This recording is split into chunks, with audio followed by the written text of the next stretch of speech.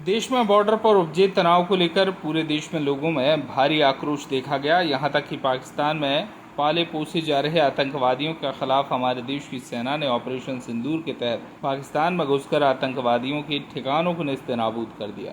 पाकिस्तान में बसे आतंकवादियों के खिलाफ सेना द्वारा की गई बड़ी कार्रवाई के दौरान देश के कई हिस्सों में नव युवकों ने आगे आकर देश सेवा करने का जज्बा दिखाया।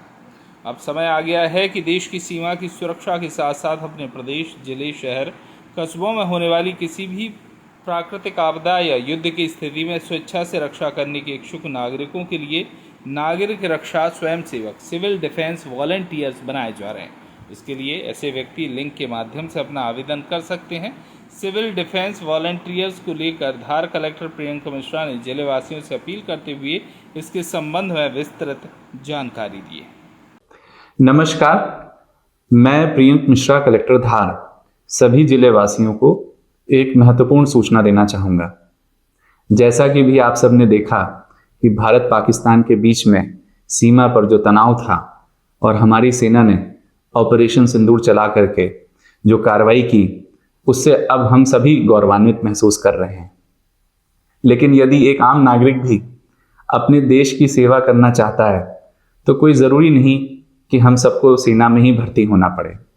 हम नागरिक सुरक्षा स्वयं सेवक बनकर भी अपने देश की सेवा कर सकते हैं। आप सभी जानते हैं कि प्राकृतिक आपदाएं पूरे देश में अलग अलग समय आती रहती हैं।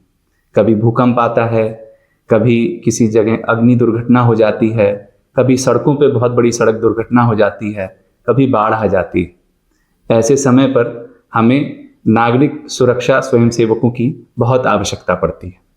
यदि आपको लगता है कि ऐसे समय में आप अपने गांव की, अपने शहर की और अपने ज़िले की सेवा करना चाहते हैं तो इस वीडियो के साथ हम आपको इस योजना के बारे में विस्तृत दिशा निर्देश भी भेज रहे हैं।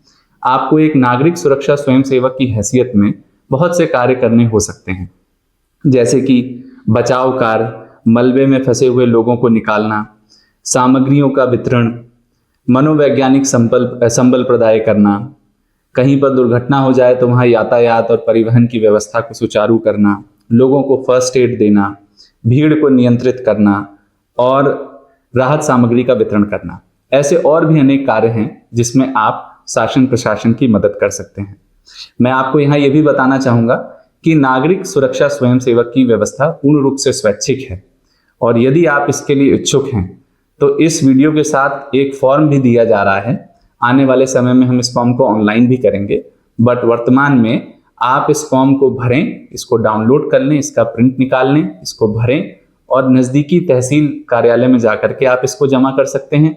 यदि आप ईमेल से हमें भेजना चाहते हैं तो आप हमें eocdhar@gmail.com पर भी अपने फॉर्म को पूर्ण रूप से भर के भेजिए। यदि हम आपको पात्र पाएंगे तो प्रशासन आपसे संपर्क करेगा और नागरिक सुरक्षा स्वयंसेवक बनने की राह आपके लिए बहुत आसान होगी। धन्यवाद। धार से सुरेश तिवारी की रिपोर्ट।